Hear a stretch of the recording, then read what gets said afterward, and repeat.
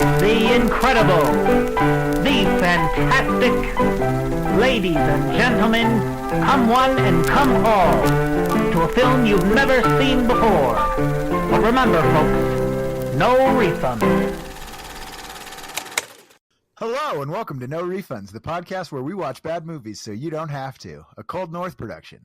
I'm your host, Ben Reynolds, and this week we watched the Spierig Brothers' 2009 film, Daybreakers.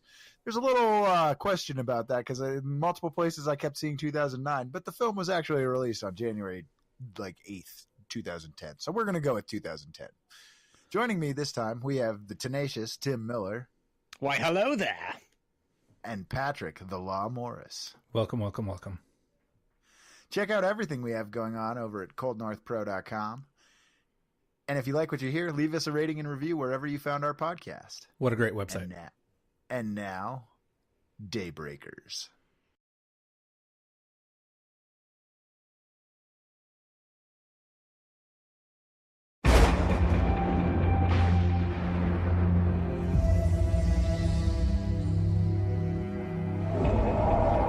Imagine a world where almost everyone is a vampire. Do you like being a vampire, Sam? I'm good at this. I was never very good at being human. No one grows old. Immortality is the miracle. We are blessed. And the remaining humans are hunted and farmed for blood. What happens when there isn't a single drop left? These are desperate times. We only have enough blood to sustain our population till the end of the month.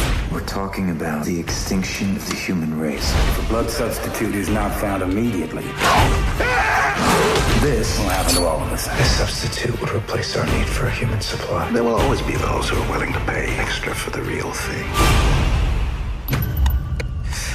We need your help. We want to rebuild the human race. A blood substitute is not a cure. I was like you once, and not no more. Who are you?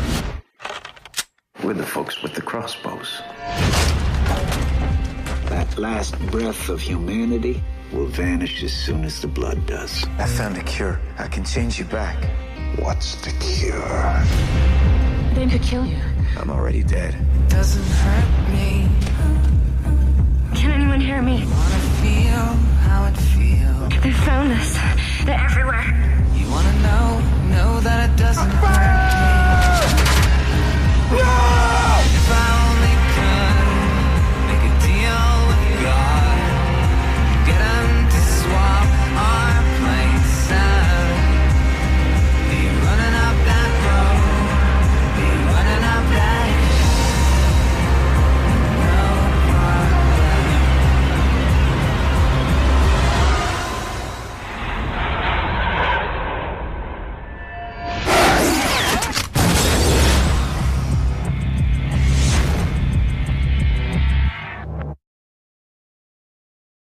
All right, so we start out each week with the Google plot synopsis, and here we Google the movie and read the plot synopsis that it spits out.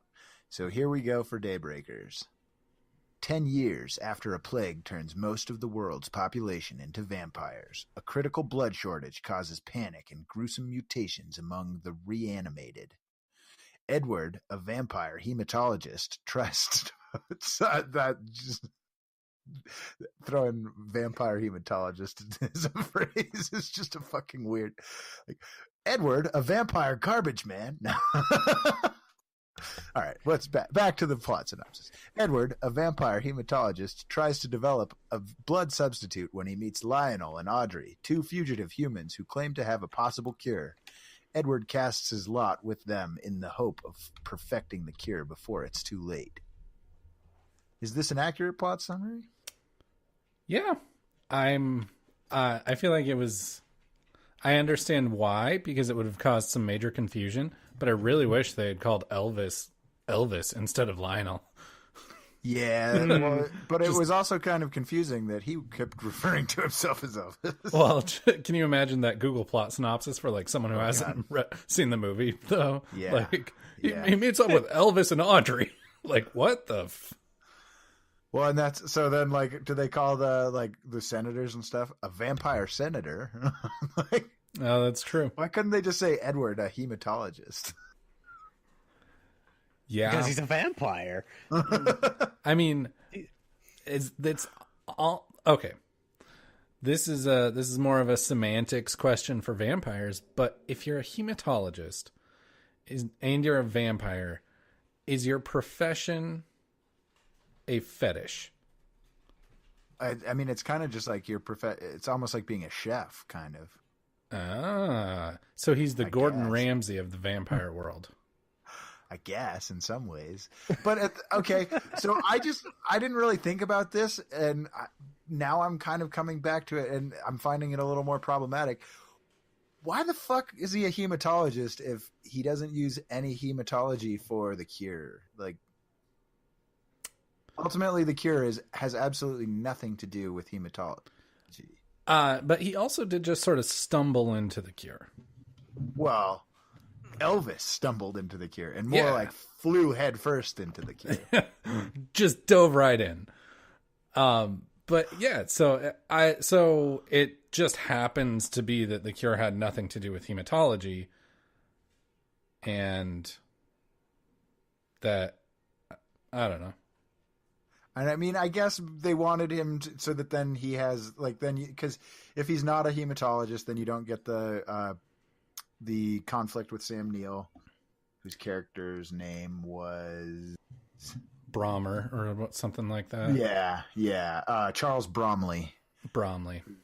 Yeah, and so I guess that's fair. And but you could have probably still made, I don't know. And well, I mean, if he wasn't a hematologist, would it really make a ton of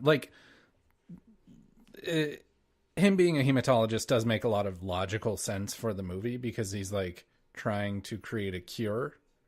Well, he's trying to create an artificial blood. He's actually okay with being a vampire. Yeah, okay, honestly. which makes even more sense because he's trying to create an artificial blood that can be a substitute for human blood. Yeah. And so he's a hematologist who happens to stumble into the cure by way of Elvis. Yeah. That's a brand new sentence. Yeah. Bizarre. So it's not really missing anything. I mean, maybe they could mention his brother. Oh yeah, his brother played a big part, and also maybe, I mean, and this is going pretty in depth for a Google plot synopsis, but like maybe the daughter Isabel.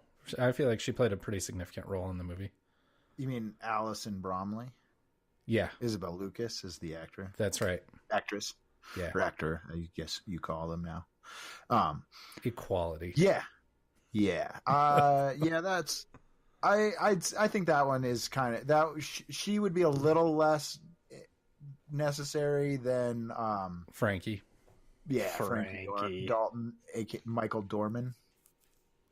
Frankie probably should have been at least mentioned that Edward and his brother.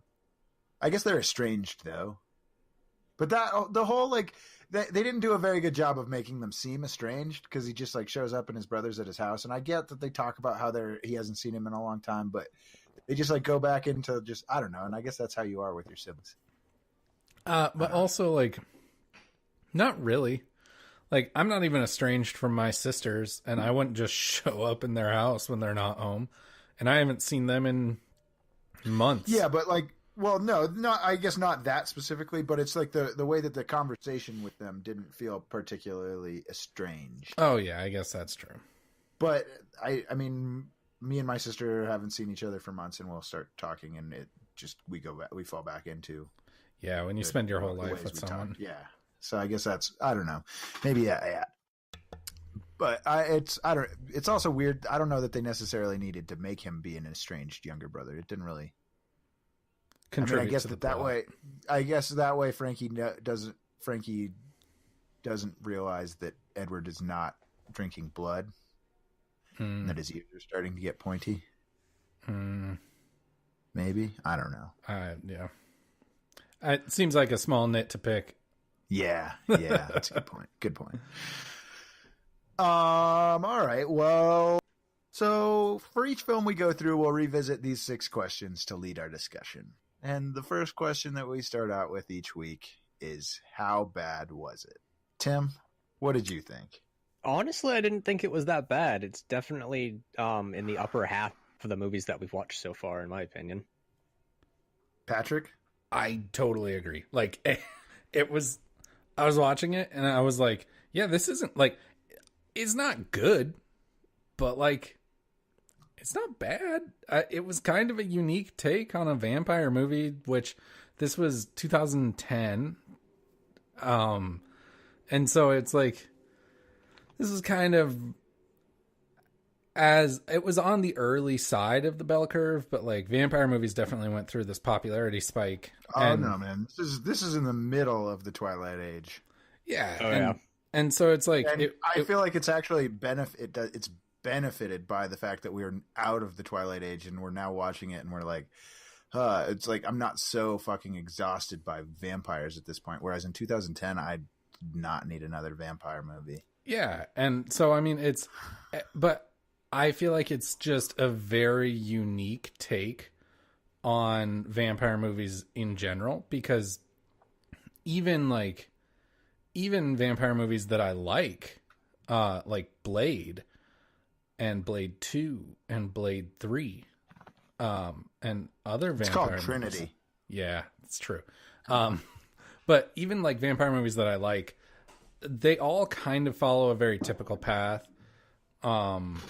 Vampires are kind of are an extreme minority in society, and they're like this almost secret society, whereas this movie was just like out and like, yeah, vampires are the norm, and it was just super super unique. I've never really seen anything like that before, and so Tim, I'm with you. It's like this wasn't a bad movie.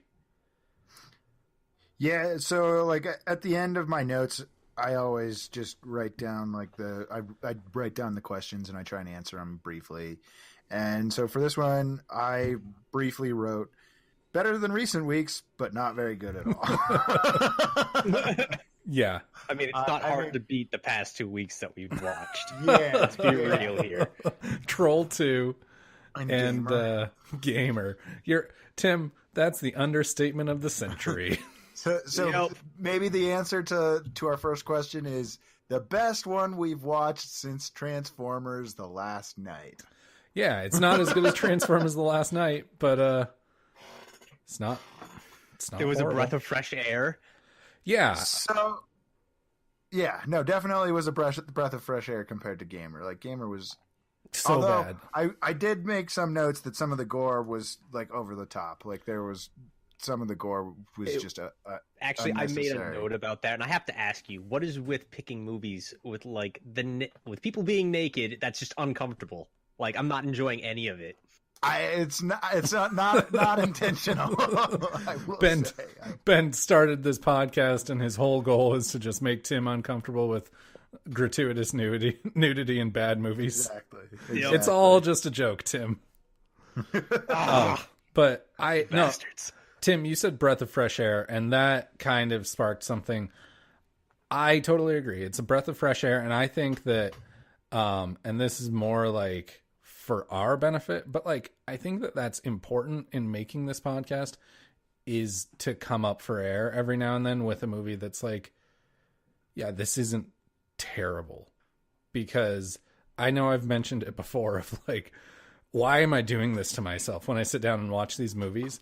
And I sat down and watched this one. It was painful. Yeah. And like Tim came over to my apartment when I was watching Gotti, and I was like, guess who gets to watch the last 15 minutes of Gotti with me? And Tim was like, no, I won't do it. No, straight up no. And so it's like coming up for air and watching a movie that's not so over the top bad, I think is important moving forward. So what actually made it bad? I said that the special effects were bad. Like specifically, I made a note about like the scene where they were fighting under the tree, or where when the brother ambushes him under the tree when he first meets Elvis and the chick. Oh yeah. The special effects specifically in that scene were so bad. I literally wrote, when the action starts, we almost get to Troll 2 bad. Like that, and so that's I thought that the one of the worst things that this movie had going was its special effects, but it is considered a B movie. So, Tim, would you say it's almost Troll 2 bad? I mean, I don't remember that specific scene, but there were a couple explosions that I remember being just like, yeah, no, that looks terrible. And I think it was after that chase scene. I can't remember which one it was. Yeah, it was actually the chase scene right after his brother ambushes them under the tree when they're getting chased by those two Humvees. Yeah. Oh, yeah. That was just like so that scene, the special effects and the production value was just so incredibly bad. It was like, this looks like a fan film. And I know I've said that on this podcast before, but it looked really terrible. And then go ahead, Tim. One thing I did like about that scene, though, was actually the way that they used light in it.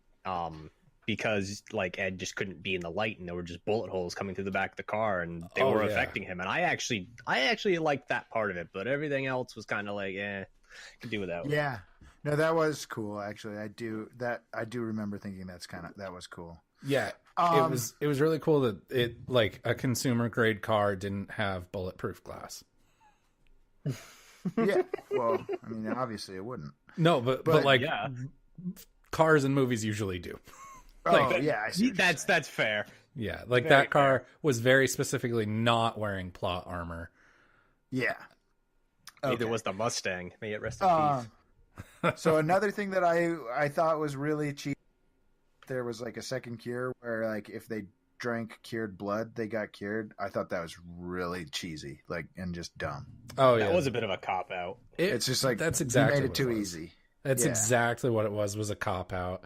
Like, they had to have a way for the cure to spread rapidly so that they could have some sort of conclusion to the movie, rather than like, we have this super specific like sequence of things that you have to go through and do very specifically, and it's very difficult, but we can replicate it, versus like, no, just drink cured blood, you're lit. Yeah, it's and then the last thing that I have for what made it bad was the cheesy dialogue. Specifically lines like, "Life's a bitch, ain't it? Then you don't die." Oh, I thought that was funny. Bad. And there were like at least like 4 of those lines where they just specifically tried to make a play on the fact that vampires are already dead. It's like, this is cheesy, and you're beating this horse that's already dead. But almost all of the super cheesy, like over the top cheesy lines were Elvis lines. And that character, that was an Edward line. Oh yeah, I guess that's right. But actually, Edward has quite a few of them too. They're primarily delivered by Ethan Hawke or Willem Dafoe. Yeah, and the Elvis character was so over the top. He was almost like a friggin' cartoon. He was. Just ridiculous. I thought the special effects made it pretty bad. I thought that the I would say almost the clear lack of a villain, because the Sam Neill character, Charles Bromley or whatever his name was definitely a villain. Mm-hmm. And he had a motivation that wasn't revealed until the end. But well, no, his motivation was that he didn't want cancer, so he became a vampire. No, but his motivation was very capitalist in nature, in that he wanted to create the blood substitute, and he said at the end to Edward, he was like, it's not about a cure, it's about repeat customers. And that wasn't revealed until the very end of the movie. Well, yeah, but if you are familiar with capitalism, yeah, oh no, absolutely. But like they didn't focus on that. Like that wasn't he wasn't a character with motivation. He was just a character with an evil aura about him. Well, I mean, I guess I would say that to me, Charles Bromley's, like, as soon as he was like offering the real blood and like kept saying like all those things about how real blood was better and blah blah blah, I was like, oh yeah, this guy's clearly the bad guy, and like clearly he wants to continue to drink human blood and doesn't want to be a human again, and so yeah, like, well, and he's like, and he also was like also the one who was in charge of keeping the human hosts, like, yeah, okay, yeah, but like he was not hosts, but the human, like the human farm. He owned the human farm. Like from which, by the way, I have a bone to pick with that. Maybe an unanswerable question, but I was trying to figure out where the uncomfortable the human farm is where the uncomfortable came from. Yes, I was like, where was there uncomfortable nudity? And that's I was just thinking about the human farm. I was like, of that. Oh. Yeah, that was uncomfortable nudity. I can just picture Tim watching this movie alone in his room. This isn't nudity I can get off to. You're not wrong. You're actually more accurate than I care to admit. Oh man, that's funny. Well, at least you admit that you're uncomfortable admitting it. But no, so he was very clearly the villain from the very beginning. But like he was a villain without motivation, and I think that kind of made him a very inconsequential character. It was never explained like, oh, he's doing this because he's wanting to basically have a monopoly over the food source or like the energy source for the entire world. Yeah. And also, okay. No, that's I'll get to that in unanswerable questions. Okay. Well, so let's move on to our next question, which character was the worst? Frankie. Ooh, that's an interesting thought. I went with Elvis. Explain yourself, Tim. Myself. Well, let's all throw out our answers before we start making Tim explain himself. I went with Elvis, aka Lionel. Patrick, who is your vote? I'm probably going to say Bromley. Charles, not Allison. Absolutely, Charles. Just wanted to make that distinction. Yeah, exactly. All right, so Tim, go ahead and make your argument for why Frankie was the worst. Like, he was just selfish for all the wrong reasons. He wanted his brother to stay with him, so he bit him and turned him into a vampire, even though his brother clearly didn't want it. He then continued to just fuck with his brother the entire movie. Pretty much almost derailed his plan to meet up with the humans. Eventually leads that squad that takes down all those humans that are trying to get back to the ranch. Then he actually goes and bites Elvis as if he just wanted blood. That's all he did. And yes, of course it turned him back, but like, I didn't feel he deserved that redemption after all that bullshit that he did. And he didn't know that was going to happen. Exactly. He did that out of selfish reasons. Exactly. All right. So I absolutely see. I approached the question from a different angle and thought about like which, from a narrative standpoint, which character was the worst, and that's why I thought Elvis, because I really didn't feel like Elvis fit in the movie. Like, no, I agree with that. Character from a different. That's a good point. It's just like literally like, let's take this. He almost seemed like he would belong in like a Western or like. Yeah, like a spaghetti Western. He did not fit in this movie at all.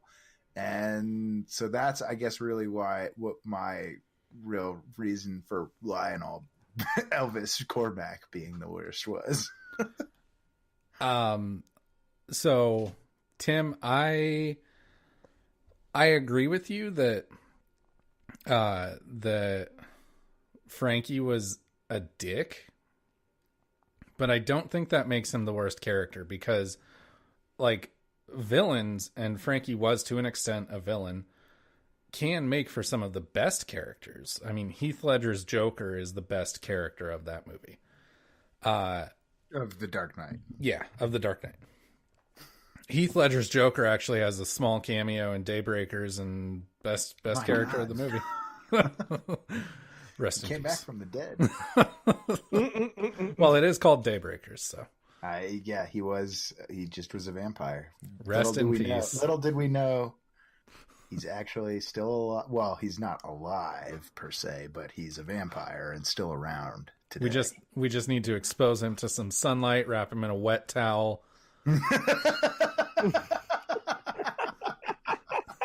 He'll be fine. That's funny. No, so Tim, I do agree with you that Frankie was a dick. But I kind of, and they did explain, like, he did have that moment of, like, I couldn't lose you, and that's why I turned you. Like, I didn't do it because I wanted human blood. I did it because I couldn't lose you. And that kind of makes sense. It's still Bromley's incredibly motivation selfish. too. That's whose motivation? It's Charles Bromley's. That's literally the exact same motivation, except for wanting to be rich. It's the motivation that he had for his daughter. Yeah. Or not even for his daughter, to turn himself. Well, no, but then he doesn't want to lose her, and so then he turns her. He has Frankie turn her. Yeah, he has Frankie turn her, and then... which I'll get to that later. But no, I felt like Bromley was just such a weak villain, and it's a shame because I really like Sam Neill. I wrote that he was a pizza shit. I think I was a little drunk by that point. Or maybe he looked like a pizza or a shit that you would take after eating a whole pizza. I wrote, Sam Neill has his daughter sent to change. What a pizza shit. Oh, man. Classic. So, I mean, so yeah, are we going to be able? Who was the worst? I don't know, because I think Frankie had a reasonable arc, and Frankie did have an arc. He was just a dickhead, which kind of makes him the worst in one way. The problem is, didn't feel like he belonged in the movie. So the problem I have with that arc is I don't feel like he deserved it. He didn't deserve the redemption that he got.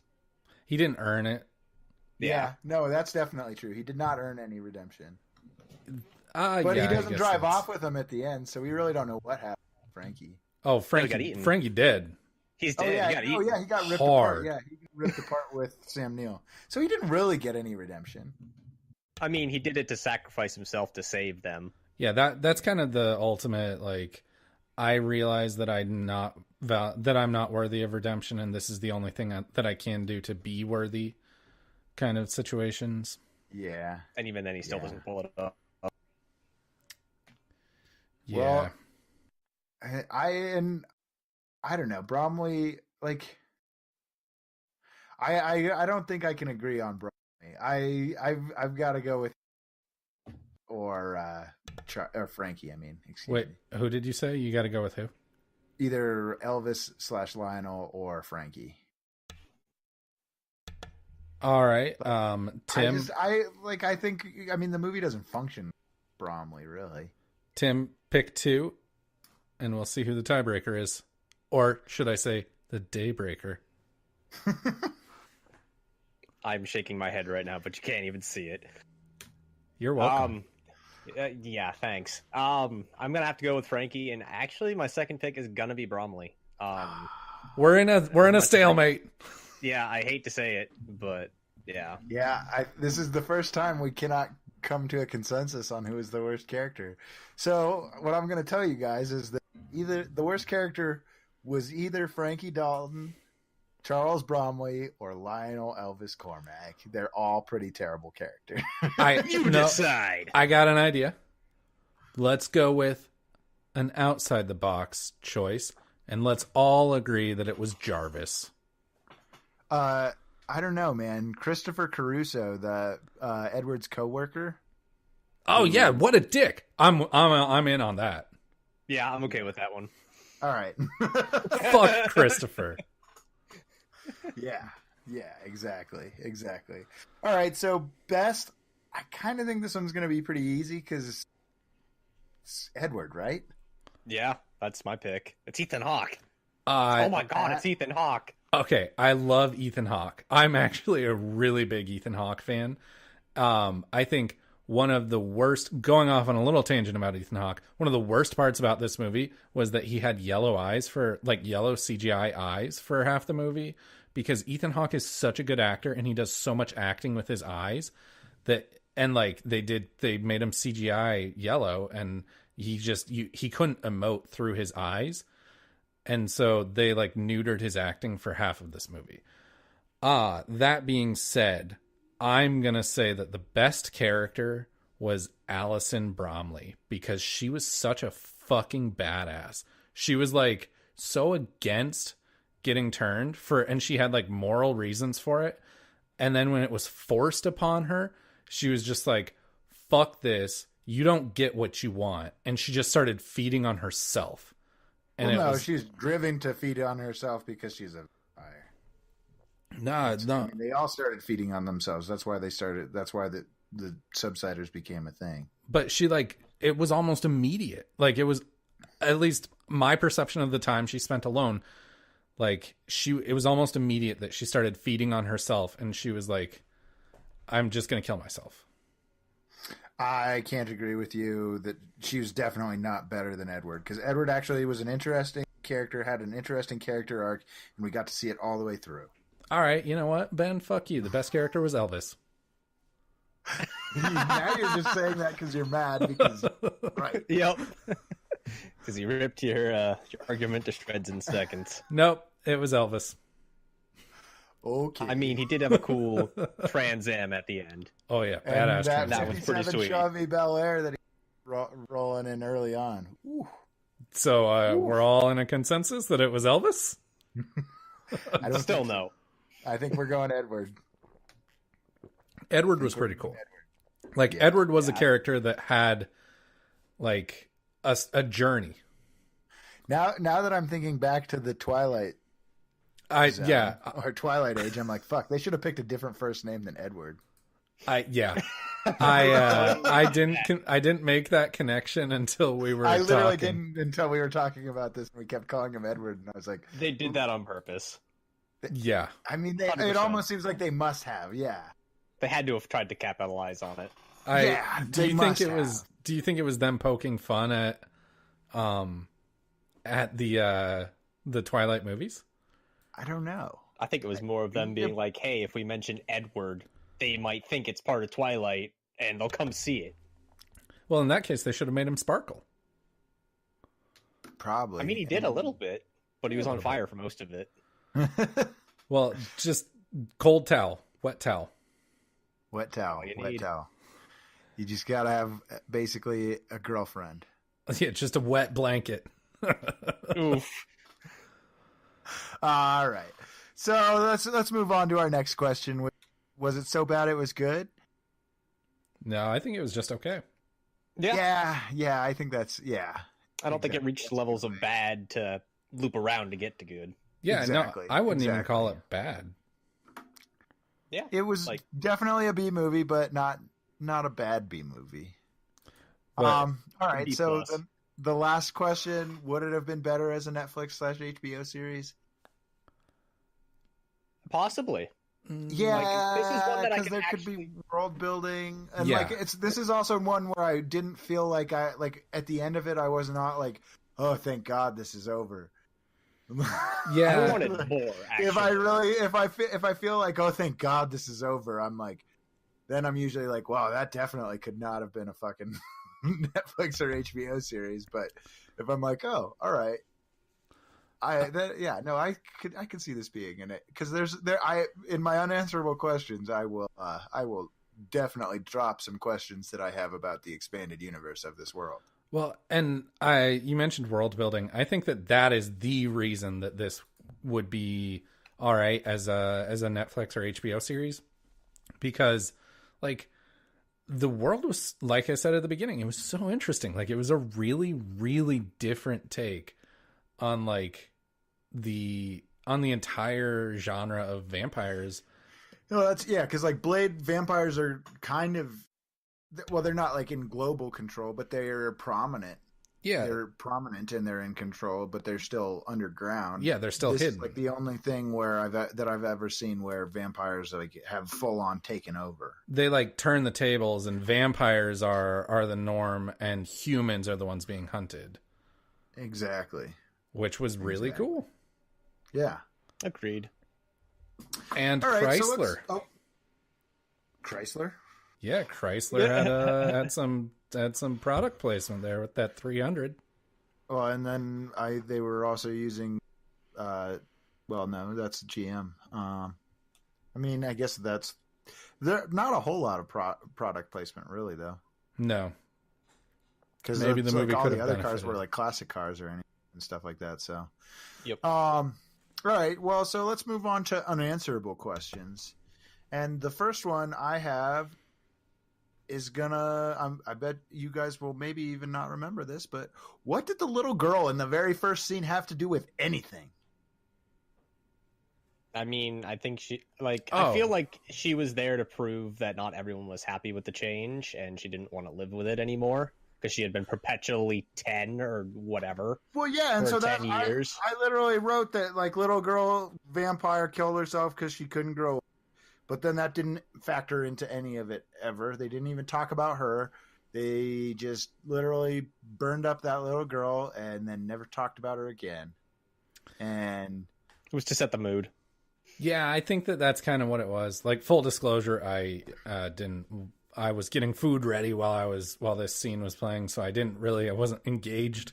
But I think that it was more of a mood setter because they showed like her very dramatic death, and then the screen like panned to black, and then it was like Daybreakers and that super dramatic, like shrinking yet growing text.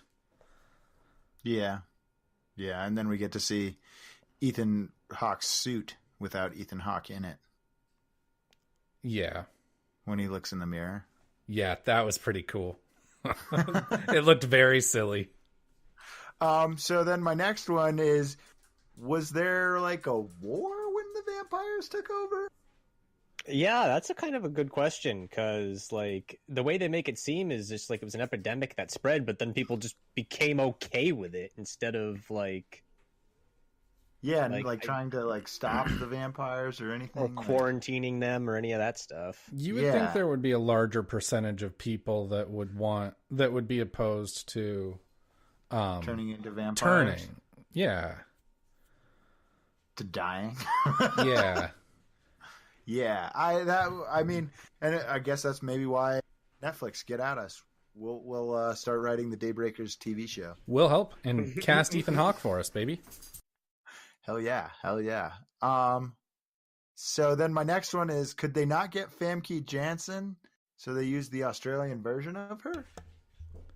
Or Janssen? Famke Janssen? Well, okay. What year was this? 2010. So this movie must have been shot in early 2009, late 2008. So she was done with X-Men by then. Yeah. Why? I mean, what's that TV show she's on now? Who knows? I'm not sure, but that girl looked the lady who played Audrey, Claudia Carvan, looks a lot like Famke Janssen. Difficult to find pictures of her naked though. If that's what you need to do, then that's what you need to do. I'll take your word on that. So this one Pat had, and so his question was, if the daytime mode mod is an aftermarket option to add to a car, why haven't the major car manufacturers capitalized on this by adding it to their cars so that everyone can drive around during the day? I thought that it implied that Edwards Chrysler 300 was like was made by Chrysler.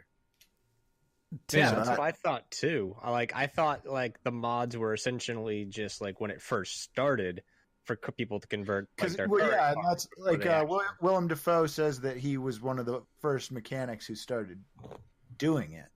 That's right. And so I thought the same thing. But there were a few things that implied that his was a mod for daytime driving. And what implied that was when he goes to like meet up with Audrey and Elvis under the big tree, no one else is on the road. Like literally no one. And if it were a more common thing that weren't just an aftermarket mod, then you would think that there would be plenty of people on the road. Well, when are the vampires supposed to chill in their coffins, nigga? And B, Elvis says, I was one of the first to start making them like the one on your car. And like he points at it and he says, like that one. And like, I think that was like the fact that no one else is out on the road. And like, this seems to be a very, very uncommon thing. And then Elvis points to it and says, like that one. I think that's an implication that this is a third, like an aftermarket thing that Edward has added to his car. I feel like you're reaching. I don't think so. It would not hold up in a court of law. I can kind of understand why you think that. Sustained. All right. Tim, let's hear it. Well, they also had the subwalk for people who wanted to be out during the day so that they could get from place to place. So they didn't necessarily need cars anymore. Plus, like the way they made it seem was most people were sleeping during the day now because they could only be up and out at night.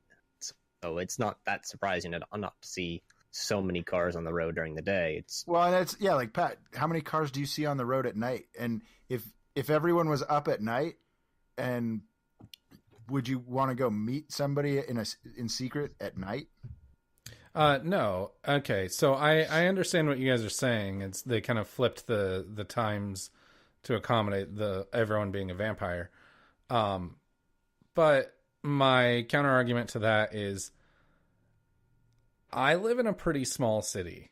Like there's like 60,000 people in the city that I live in. And I can go out literally any time of the night and I really don't have to I can go out to pretty much any street and I will find a car driving around. And yeah, but he's driving in a rural area. They're in this gigantic city and they show him in the big city at first. Like on his way, they show the really short cut scenes. I'm just saying. I think that like I'm gonna continue to sustain my objection that you're reaching. All right. Well, I got more for you. Okay. No, I have more unanswerables. So. All right. Well, that's what I figured you meant. So okay. Let's hear your others. All right. How did they get into such a dire situation without realizing it? Because at the beginning of the movie, they essentially say, we're going to be out of blood by the end of the month. And it's like, was no one tracking this? Like, yeah, it does seem like that was a little, they were probably a little short-sighted with all of the turning they did early on. Yeah, like I felt like this was, I felt like there were parts of this movie that were almost an allegory for like renewable resources in the real world. And we are so hyper aware of like, we're going to run out of oil. And we're probably going to run out of oil during our lifetimes. And that's years, decades away. And like people are very, very stressed about it. And there's so much money going into like developing technology to replace for renewable energy. And they're just like, they're sitting down and they're like, yeah, we're going to be out by the end of the month. Yeah, well, but don't you think that Sam Neill is kind of more like probably like a oil sheik or something like that, but more of, I guess, a blood sheik? Yeah, maybe. So like Sam Neill's like I mean, yeah, like I don't know. I feel because like that's like your oil company. They're not concerned with us. They want us to keep buying more oil. You know, they don't care about when they're going to run out because they're like, well, as long as we have a fuck ton of money, it doesn't matter to us that we run out of oil. But that's contradictory to his motivation he reveals at the end of the movie. Well, aha! It's not a perfect movie. It's not a perfect movie is your answer. That means it's an unanswerable question. I mean, I feel like you're just picking nits with questions. You're losing the spirit of the unanswerable questions. Yeah, they're supposed to be fun. You're like just picking nits with them, basically. Okay, was there a romance between Audrey and Edward? Yes. Eventually, yeah, down the road. I feel like they never made that real clear, but well, I mean, that again, Netflix, get at us. Yeah, that's true. Yeah, so my last one is, why do the subsiders look like they were rejected versions of orc or goblin costumes from Lord of the Rings? And I did a little bit of research and found out that they were designed by the same people. What a workshop. So you found your own answer, baby. Yeah, so they basically were rejected versions of orc or goblin costumes from Lord of the Rings. But speaking of doing some research, let's get on to half-assed internet research. Ooh, nice segue. All right, so start out with box office. So for the budget, it was $20 million, like a pretty sufficient budget. I found out that they were given $1 million by the government of Queensland, Australia. So they got it was probably more like tax breaks. They got $1 million in tax breaks from Queensland. So they really got 21 million. There you go. Opening weekend in the USA, it did 15 million, which is all right, actually. And gross in the USA, it did 30 million, and its cumulative worldwide gross was 51.4. So actually, like, really not that terrible. Made some money back, at least, from what it seems. Yeah, we without knowing the budget, I would guess that it probably made at least a little bit of money. Oh, yeah. It sounds like it made some. Yeah. So it opened January 8th, 2010 in America. It opened like 2 days earlier in some other countries. I can't remember specifically which countries it opened early in. And it finished fourth that weekend behind Avatar, Sherlock Holmes, and Alvin and the Chipmunks, The Squeakquel. Oh, that's a shame. I mean, Avatar and Sherlock Holmes were both pretty decent movies, so it's not surprising. But The Squeakquel? Yeah, they're in the process of making a third Sherlock Holmes, I've been told. Yeah. Ooh. They pushed the release date out to, it's like 2021 now, I think. That's fair. But I think it's Christmas Day 2021. Nice. I think that the one thing that does kind of suck about losing to those three movies is that I'm pretty sure that all of those movies had been in theaters for almost a month. Yeah. But also, like, thinking of the competition. Avatar, you're not going to beat Avatar. Avatar was one of the most successful movies ever made. It is literally the most successful movie ever made. Wasn't that Infinity War? No. Avatar made like $2.6 billion at the box office. Fair enough. Yeah, so you're not going to beat Avatar. Sherlock Holmes, maybe. I guess it probably opened. I think it opened on Christmas, if I remember correctly. So it hadn't been in theaters as long. And I don't know when Alvin and the Chipmunks, The Squeakquel, came out, but I would guess that it was already out for Christmas because usually they want to have kids' movies out at Christmas. You don't just have that in your brain bank, Ben? No, I don't, unfortunately. So I also have a note that, but we've already discussed this, that this was during the period of when a glut of vampires movies were being produced.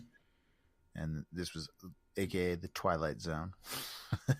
Yeah. The film takes place this year, 2019. So, guys, well, shit. Better look out for vampires. Here comes the well, actually, the vampires would have already been here because we'd be running out of blood soon if the movie takes place in 2019. Oh yeah, that's right. Because the outbreak happened in like 2008, I think, right? Yeah, I think it was like 10 years ago. What it exactly said. Yeah. Yeah. So this one was interesting. I found Hawk was initially hesitant to join the production as he's a big fan of genre films. He ultimately accepted the role of Edward after deciding that the story felt different from a typical B movie. Hawk described the film as an allegory of man's pacing with natural resources. We're eating our own resources, so people are trying to come up with blood substitutes, trying to get us off of foreign humans. The actor also said that despite the serious allegory, the film was low art and completely unpretentious and silly. Yes, which I would agree with. I agree with every that he expresses there. Yeah, absolutely. Raj, friend of the podcast, rest in peace. He gave the film 2.5 stars, stating that the intriguing premise, or that it had an intriguing premise, and it ends as so many movies do these days with fierce fights and bloodshed. Which I think that that's kind of going back to what we were saying about like the Netflix HBO series is like the entire like the meat of the movie is in the premise and the world, because that's what's the most interesting. And then the one part of the premise that they ruin is when they make it so that they can drink the fucking cured blood. That's the cop out. Yeah, they copped out there. And if they had a TV series, you could not cop that out, and then your second season could be them trying to spread the cure. Yep. And worried about fucking subsiders. Yeah, the subsiders were something that didn't get explored enough. Yeah, and they can fly. Yeah. Real quick, I got some numbers. Infinity War grossed $2,048,000, and you also have to keep in mind that this is not adjusted for inflation, because Infinity War came out 10 years after Avatar, but Avatar grossed $2,787,000. So, not that much more. Well, almost $1 billion more. Wait, I thought you said, because it was too, yeah, okay. Fair enough. So then the last thing I have is that Michael and Peter Spierig are both Australian, and the film was shot at Warner Brothers in Australia. And the film is actually considered, it's considered Ozploitation, which is an Australian exploitation film. Oh, we talked about that with Troll 2. Yeah, exactly. Yeah. Well, since we don't only watch bad movies and TV, let's talk about some of the stuff that we have genuinely enjoyed watching lately. Tim, let's start with you. So this week I decided I was going to go back and rewatch all of the Jurassic Park films. Nice. Not all of them are great, but they're still pretty decent. Oh, they are. Are you telling me that in Jurassic Park 3 when the Velociraptor says, Alan, that's not great? No, I was referring more to Jurassic Park 2 is the one I don't like. Oh, I like that one. I like them all. Yeah. I won't lie. I won't apologize. I like them all. That's fine. Anything with Jurassic in the title, sign me up. Tim, which one is your least favorite? Out of all the Jurassic Park movies, including World and World 2? Yeah. Mm-hmm. God. It probably would have to be either Jurassic Park 2 or Jurassic Park World. See, World is hands down my least favorite. I thought Fallen Kingdom was it was fun. It was interesting. And Jurassic Park movies for me have gotten worse and worse until Fallen Kingdom. It's the first time Jurassic Park movies have gotten better. Fair enough. That's fair. Alan. Yeah, I'll sign me up. Sign me up no matter what.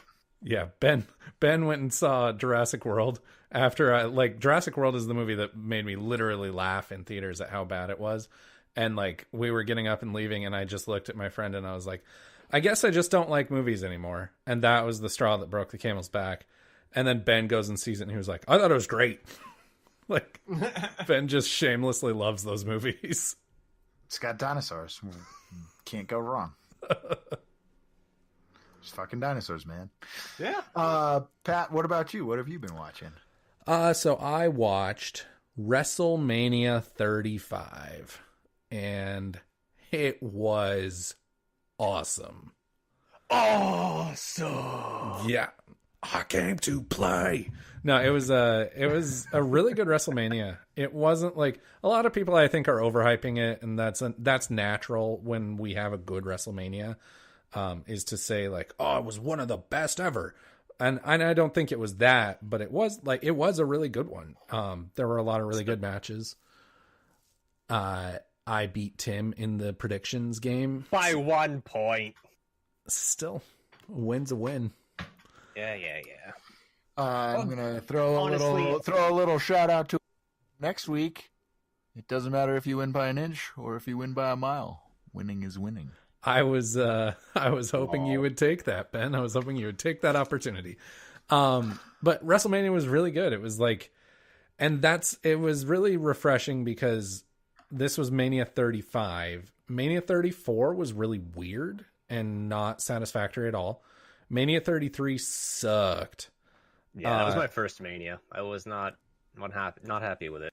Yeah, Mania 32 sucked. And so this was the first good WrestleMania since Mania 31, which in my opinion is the best WrestleMania.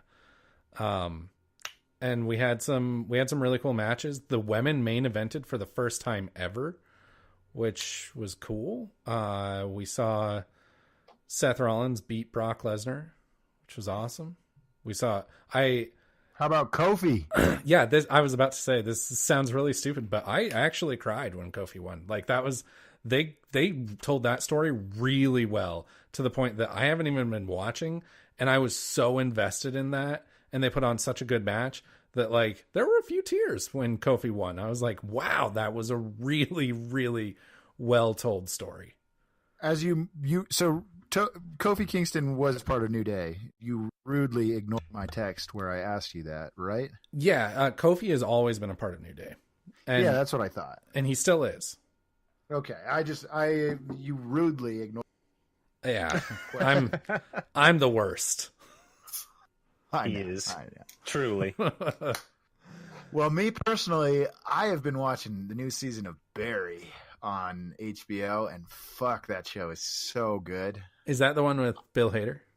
Yeah, I like peak TV. It is the definition of peak TV. I just don't think that it's just so smart, and I've also listened to Bill Hader where he talks about like his process, and like it's just, oh man, he's so smart, and like it seems like he makes the film, he challenges himself with the way that he makes the show. And I mean, Bill Hader also is like an insane movie buff. So listen, like he clearly is pulling from places where like it's just so it is the definition of peak TV. Like it's incredible. I can't recommend it enough. I might check it out because I was intrigued, but I didn't watch it. But like, if it comes with that much of a ringing endorsement, it really I know the whole like Hitman. It's kind of played out, but he does it in such a smart way that's original and like not played out, that it's just and it's so funny too. That Bill Hader is insanely funny. Well, I mean, the supporting cast is really, I think, is the thing that really are like Bill Hader is funny in it, but I think that it's really the supporting cast in this show that makes it so like Bill Hader actually is showing you like serious acting chops, whereas like you're getting a lot of the fun. Like, Henry Winkler is incredible in it, as is the guy who plays Jimmy James in News Radio, and I'm blanking on his name. So the obscure sports guy in Dodgeball. The character in Barry's name is Fuchs. I am just blanking on the actor's name. I'll figure it out for you. Keep talking about Barry. Stephen Root. Stephen Root. Okay. Stephen Root is really, really funny in it too, as is Anthony Carrigan. Anthony Carrigan is probably the funniest character in the show. He plays a character named NoHo Hank, and he is Chechnyan, and it is just brilliant.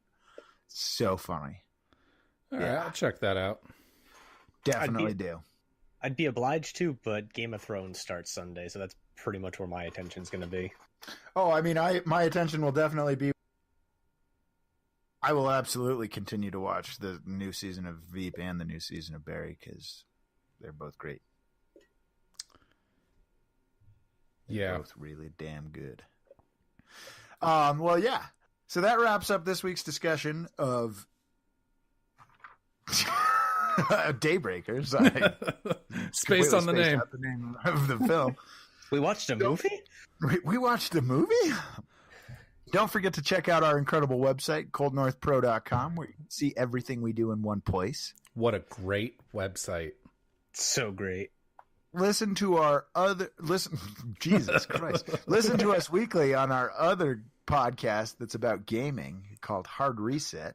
You almost did it twice in a row. It's true. It's true. Next time we'll be watching Justin Lin's 2006 film, The Fast and the Furious, Tokyo Drift. See you next time, and don't forget, no